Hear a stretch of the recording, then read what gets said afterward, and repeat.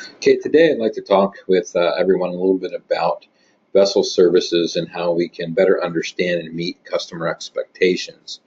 One of the challenges that we have with this particular customer base is that it's primarily foreign to the U.S., and therefore they are in almost every time zone, and English is not their primary language. So sometimes it can be a little bit difficult to understand and communicate with them, and this includes the expectations. I want to start out by going over first some terminology that will help us better understand where this customer base is coming from.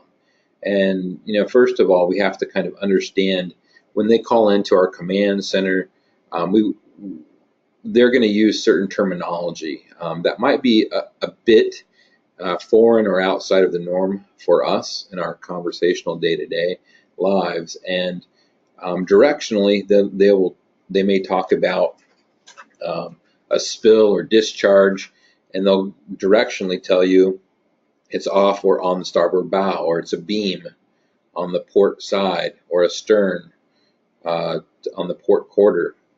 And so this just helps us qualify, what they're saying as they narrate to us what they're seeing. Beyond that, they also, it's good to understand port from starboard, port being left, starboard being the right side of the vessel, the bow or forward from the stern or aft of the vessel, okay? Whether we're talking inboard or outboard, midships, athwartships. Each of these things kind of help us understand where, from a location standpoint, they're describing particular damage to the vessel in a collision or grounding, or where the discharge is being seen off the ship. It can be very useful to us. Beyond that, what might be useful is that the outer plating or shell of the vessel or ship is called a hull. It has transverse frames. I liken them to ribs, and these ribs are numbered. Okay, and so they might actually say, from frame number 2 to frame number 4 on the starboard side, there is damage to the vessel. The hull has been breached, which means it's been ripped open between those frames. So it helps us to better pinpoint these locations. And these, of course, correspond with the vessel diagrams that are embedded in the vessel response plans in VesselPro. So, the ERCs, as they pull that information together, can take a look at the diagrams and better locate where that damage is occurring. Of course, each ship is constructed a little bit differently depending upon its purpose. But, in general, you're going to have cargo holds, whether they be tank vessels that have large tanks for bulk liquid products. You might also have large cargo holds that are for bulk dry products, like dry cement or grain and things of that nature. They're going to have the fuel oil tanks. Most vessels are double hulled, which means they have an outer hull or skin and an inner hull or skin with a void space in between them. So just because they come into a collision with something or an elision with a non-moving object doesn't mean that if they puncture the outer hull that it'll necessarily open one of the tanks and cause a discharge of pollution or cargo. Okay, so this just kind of helps you to understand a little bit more about the vessels in general. Of course, dimensions of ships are also important. They use a lot of different acronyms to explain some of these things. The length overall, or length on the waterline of a vessel. Of course, these lengths, as you can see it here, as depicted, can be different. It's important to understand the freeboard. That's the portion of the vessel that is above the waterline. Okay, and these things are pretty important. The drafts versus the depth of the vessel for groundings, for example. Okay, so you might hear some of this terminology used in describing a narrative of what's wrong with their vessel. Again, this is just to give you a little bit of an idea of the different types of vessels. from a smaller general purpose product carrier of crude oil all the way up to the ultra large crude carriers that they have today. DWT is dead weight tonnage in metric tons. So these are some very, very large vessels. And we have a range of all of these type of vessels in the fleets of our customers that are, operating to the U.S. and around the world. We also, have a lot of, this would be for container vessels, have some pretty large container vessels as well, from the small ones all the way up to the large ones. To the right, it kind of depicts, how many containers high and across, above and below the deck that they can stack on the vessels. It's rather staggering if you've seen these in person, but to actually see the numbers behind it too. They think of all the goods that are passed back and forth around the globe and imported and exported into our country, and it's a pretty important thing that we do to keep these vessels able to operate here and do so safely, satisfying the regulations. And then here's just a few others, the different types of ships, an oil tanker to a container ship to a passenger ship like a cruise ship. We also have ferry ships as well as bulk carriers, which is the dry cargo in bulk versus the dry cargo, which is bulk liquid, which would be your oil tankers or chemicals. And then that in comparison to an aircraft carrier. So we're talking about some fairly large vessels. Okay. Notice a lot of it's in meters, and you see the feet there in parents. So not small by any means. Other terminology you might see used if they're describing what happened, oil spill on deck. Oftentimes you see these things there along the edge. The scupper drains, they're supposed to be plugged. They might not be, and that means it does run out onto and down the side of the hull into the water. If it's enough, it could go outside of through one of the chocks where they have lines go in and out.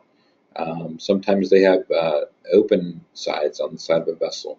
Okay, so it can fill that scupper drain area there, that containment, gets outside of that and go over the side. So these are all kind of things that you might hear and when you're speaking with masters of vessels. Of course, there's so much more that we could share, and there's some embedded links here that can assist you if you want to look at, for example, acronyms that are commonly used in shipping, other shipping terms and glossaries that we've found helpful for ourselves individually and on the vessel service management team, as well as those on our admin team who work with the customers directly. So it's always good to kind of know that the language that they're speaking, and it can really help. This brings us to this guy here. We've got to understand not just the terminology, but who we're speaking with. And these guys, masters and commanders, reminds me of the Russell Crowe film back in the day. But these guys, whether they're ones that are ashore now in the offices, they've had a lot of training and education over the years. They're pretty highly responsible individuals, top 5-10% type of guys, and they're going to have at least 10 years experience being a ship's officer. It's a pretty big deal. While it might not be as glamorous in the United States, across the world in other countries, this is a highly sought after position. They're true career professionals in the maritime industry, and this is the top of the line for them to be a captain on their vessel. And if we kind of step back a minute and think about a large tanker costing $50+ million just to build it, right? And it carries on each voyage over 1 million barrels of oil. And if we said a barrel of oil was $50, which I think it might be a little bit north of there today, at any given time, they got $50 million of cargo on a $50 million ship with a crew that has as few as 18, but as many as 30 people, dependent upon this guy right here for their safety, security, everything. And could you imagine putting any one of us in those shoes? It's not an easy position. It takes a certain sort to do this. It's not for everyone, but they have a lot of responsibility, and they, have earned the respect. But also, there's some challenges that they're dealing with operationally. So anything we can do to help them administratively, they're always very grateful for. Oh, there he is. So the other thing that's always important to remember is that English is not their primary, or should I say first language for the majority of these masters, unless they work for US based companies. And because 85+% of the customers that we service are non-US companies, more than likely the majority of your calls are going to come from people who, while they may be speaking English, you might not be hearing English. Okay. They are required to be able to speak English because it is the universally recognized language of marine commerce. Okay. So, they're going to be working with port state control officers like the Coast Guard around the world, and they always have to speak English with them. It doesn't mean they might not break out in another language if it's easier, but just remember, not all other members of the crew are required to speak English. But if they don't speak the native language of the master, then they have to also have a working knowledge of English, because you have to have the master and his officers be able to speak with the crew and explain to them what they're doing and how to do their jobs and correct them if they're doing it wrong. So one of the challenges you often see on these vessels are you have officers and the other crew members of different nationalities. And, for example, in my days in the Coast Guard going on vessels, we had, some that were, the officers were Ukrainian, and the deckhands and engineers were Chinese or Filipino. And there's nothing more crazy than to actually witness a Chinese fire drill. And I'm not talking about the one where you jump out of your car and you switch seats. I'm talking about them actually donning on uniforms and trying to communicate to themselves in Chinese what to do on a fire drill. It is quite the sight to behold. So very interesting stuff. So along with that, because English isn't their primary language, there's going to be a couple things that we're going to need to do to help make sure that we understand what they are saying to us. One of the best ways to do that is just to simply repeat our understanding or parrot it back to them. There's likely going to be some communication difficulties. If there's a clear line, they're calling on a SAT, a MARSAT or something like that for communications. Not always is it a clear line of communication, but even with the different dialects or the accents that they might have, it can be challenging to tune our ears to that frequency and to be able to understand what they're trying to tell us, right? And likewise, some of us have noticeable accents from the different areas that we come from, and that doesn't go unnoticed to them. We hear that from time to time too from their offices. So we need to be understanding of that and when we communicate with them. So don't be embarrassed, don't be upset if you just don't understand them or he doesn't understand you. Take a deep breath, keep at it. Your ear will get better and trained at it, and it might take some time. I know it has for me, and I've been doing this for almost 10 years. One thing I want to emphasize is, if they say yes to something, it doesn't mean they understood you, just that they acknowledge that they heard that you said something to them. It's very common in other languages, when English isn't your primary language, the easiest word to say besides no is yes. So if I'm talking to you right now, you might be nodding your head. That's what they're doing by saying yes. Yes, I heard you. Yes, yes. They're confirming they're still on the line and can hear you. They're not specifically saying yes to a question that you've asked them for a specific answer. The best way we can get around that is ask them questions that don't require a yes and no answer at times. And so that will help us to better understand. Like the questions you're going to be asking them in the event that they call in to report an incident. The majority of them are not yes/no questions. Okay, so just Just helps to be able to do that. Of course, if that fails, we have the phonetic alphabet, and they are experts at the phonetic alphabet. They might not know English, but they know this. So if you have to, you can use it with them to get the essential information that you need from them in order to move forward in assisting them. And ultimately, this is something that we all need to understand and know, that are working in this field of response. It comes in very handy for us over the years. Whether we have a military background or not, this is something that the vessel industry and maritime industry uses quite a bit, and is very useful and universal. So that being said, there are some things that we really, if you're going to take a message, that we want you to get at a minimum. Of course, a callback number so we can get back to them. Sometimes these numbers look really strange because they have additional codes for the area in the ocean that they might be at if they're using an Inmarsat line. You want to get the vessel IMO number. That's that 7-digit number that's unique to every vessel. Why? Because you might not have understood the vessel name correctly if they gave it to you, or misspelled it. And if we look it up in the system, we might not find it. But if we have that unique 7-digit number, we can search the system that way as well.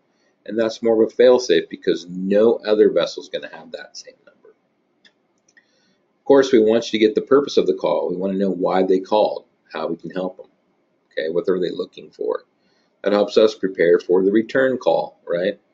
And use this alphabet as necessary to, at a minimum, get that information, if nothing else.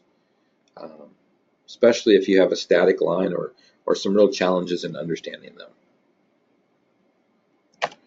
You're gonna find oftentimes that these customers, when they come, everything that they're asking for is always going to be urgent. It might not always be emergent, and while you're on standby in the command center on your shift work to be there to respond to emergencies, a lot of the calls are not going to rise to that level.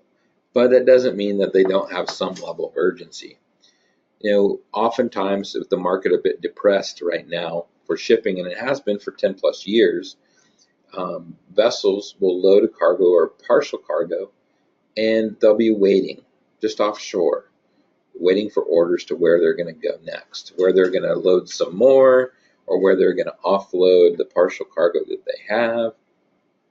And so they'll be sitting there waiting, and then all of a sudden they get these orders, and everything to them becomes urgent. This has to be done urgent, urgent, urgent. Some of you probably seen in the subject lines, you can understand the urgency of it by the number of times that they type out the word urgent. So you're going to get these calls. They're going to come any time of the day or night. So not always is a vessel services staff sitting in the office here in Houston waiting to handle these things for you. So some of it's going to have to get pushed to the vessel services duty team. And we'll talk about that in a little bit later. One of the good things about being in the U.S. is that despite having so many regulations, they at least know they're well established. They don't have to worry about them changing from one port to the next. They don't have to worry about having to bribe or pay extra fees to people that are middlemen, which really happens quite a bit around the world. We here in the U.S. are the exception to that rule. Another challenge that they have is, ship management companies enter into agreements for their vessels to be able to trade worldwide, including the U.S. And this, of course, is going to make them more enticing to charterers or those groups that want to put their cargo on the vessel and use it. So they lease it out. Okay. The ship management company still runs the day-to-day operations, but that's how they keep their vessels employed. Well, in a depressed market, the cost of compliance in the short term can be really difficult for them, especially because they still have to deal with the operational costs, whether their vessels are under hire or not. So in the face of risking a lost opportunity, like a vessel going off hire, they'll lose thousands of dollars a day. They often try to cut some corners. Well, what are the corners that they're starting to cut? Well, they might not have the vessel in the vessel response plan yet. They might not have the COFR active. Okay, they might not have it ready to trade to California or to pass through Western Alaska. All kinds of things that they, by contract, should have it ready to do, but they wait to the last minute, thinking that that vessel's not likely to go to the U.S. anytime, and we'll get it together when we get orders. Well, what this does, another aspect is that, if they do keep the vessels in, they continue to push us to decrease prices of these services, even though they're fairly minimal to keep a vessel. A non-tank vessel and a response plan costs them $175 a year. You're all probably thinking, well, that's not that much money in the long term. But when they have multiple vessels in the fleet, they're always looking to push the prices down. And we need to be careful about that because it dilutes the price for these compliant services. They come to us because they're required to have these services. So we have to be a little bit careful with them as well. But this is another reason why they might come to us after hours and have a level of urgency that they could have otherwise avoided. We like to say in the maritime industry that the only constant is change. It might be a little bit cliche, but it's true. And we laughingly say that the maritime industry is 400 years of tradition unmarred by progress. Well, what does that mean? Well, they have a way of doing things over the years, and they don't accept change easily. They adapt to it much more slowly than we would hope. Case in point, Vessel Pro. While we've had Vessel Pro out 3+ years now, we still have 65% of our customers that use hard copy plans, and they will even print them on their end after we send them to them, or they download them from Vessel Pro. And the Coast Guard's allowed them to have an electronic copy on board for the last 3 years. So, these are some of the challenges that, they still face. They're untrusting of internet capabilities and technology working, but yet they also rely upon a lot of that stuff for their vessels to continue to be able to operate, ironically. The other challenge is that many masters will be on for 6 months, off for 6 months, and they'll be on one vessel in the fleet, then they'll come back on another vessel, and maybe you have a split fleet. C-SPAN comes to mind. We have 40-some vessels. ECM has like 35, and they might be on one of our vessels for 6 months, go home for 6 months, come back. We put on a vessel that's with ECM, and all of a sudden they have a different QI, different BRP, different placards around and everything. But they're used to dealing with O'Brien's. So it might confuse them completely by being told to do something differently and contact other people. So, we find that we have to help continue to educate them and guide them in a systematic approach, because they have these challenges with their job just like we have individual and other challenges with each of our respective jobs. I mentioned that I would talk about vessel services duty, after hours assistance. Of course, we want them to be directed to the 4854 number, excuse me. But this is during business hours. Specifically, again, we want you to get the relevant information. If we just transfer the number, if we lose the transfer, they're just going to keep calling back. So it's best to get some minimum information from them. Again, the POC, point of contact, name, their title, a return phone number, the company they're calling for, or the vessel. If it's a vessel, get the IMO number, and what their concern or issue is. And, it's always best to take that information down in a message, okay? Drop it in an email so that you have it in case they do get cut off. That's just a customer service 101, to be honest. Some of the things that, we see oftentimes is, things will get transferred over during the day, but, they'll get lost. And that number, after a few rings, or if that number's not unforwarded, just comes right back, circles back to the command center. So we want to be aware of that kind of stuff. And always remember, it's important from a customer service standpoint that they see us all as O'Brien's, okay, or with O'Brien's.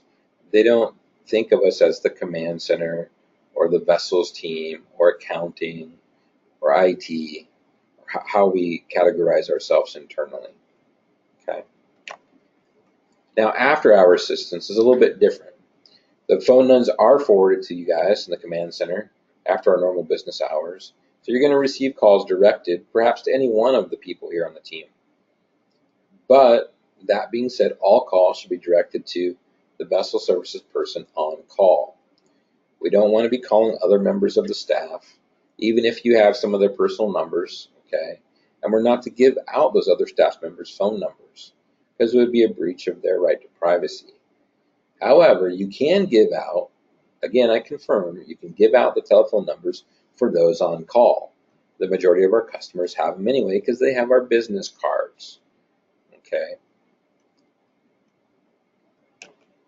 And here they are.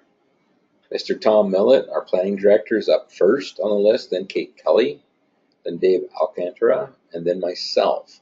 So we're 4 deep right now for these after-hour calls. From time to time, we'll switch to precedence. Like, for example, Kate is due with her first child on or about the 10th of June. So about that time, you're going to see me send a message to the command center to update this, and we'll pull Kate off of there for at least 12 weeks, right? So we'll just scoot Dave and myself up. And from time to time, when people are on vacation or things like that, I might email in and switch the precedence a little bit because Tom's on vacation. I don't want him to get the first call. Dave's going to take it, or I'm going to take it, and we'll switch it around a little bit. So we'll let you know when that needs to happen. But you always can feel free to give out any one of these numbers if you have somebody calling you directly. Sometimes it's easier for them to get that number from you and just call us rather than trying to take all the information down in a message. Not trying to shortcut the process, but if you're really busy in the command center, that might be the best way to go, to be honest, rather than sitting there trying to work through the phonetic alphabet for them for 20 minutes to figure out what it is they're trying to pass on to you to get to us, okay? This, of course, would be for after hours during the week, any holidays that are observed, weekends, okay? Again, during normal business hours, we're expecting you guys just to send it over to the 4854 number here in the office to the Vessel Services admin team, okay? Because that's where the majority of the questions get answered, to be honest.